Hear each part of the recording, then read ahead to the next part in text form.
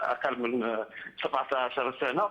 اولا كيف ما قلت خالد، انا المنتخب الجنوب الافريقي دائما كان كيخلق لنا مشاكل على مستوى جميع الفئات السنيه، لا ديال الشباب لا الاولمبي لا الكبار. بالتالي فاليوم بعدا حيدنا هذه العقده كيف ما كنبغيو نقولوا، انتصار بين، انتصار مهم، انتصار مستحق. وعجبني اليوم الاطار نبيل باها لان تعامل مع المباراه بواحد الشخصيه اللي هي كبيره.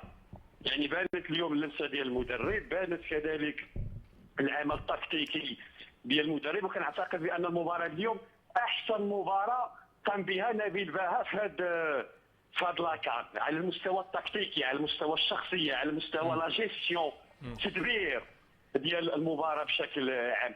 وكذلك بغيت نتكلم على، يعني كنشوف لي ريزو سوسيو واحد اللقطه ربما او الحركه اللي قام بها المدرب. انا كنعتقد بان ما خصناش نمشيو في هذا الاطار، مساله عاديه جدا لان كنعرفوا الضغط ديال المباريات. حتى راهول كونزاليس، راه العشاق ديال ريال مدريد راه كنذكروا راهول كونزاليس ملي كان كيسجل الهدف راه كان كيعمل نفس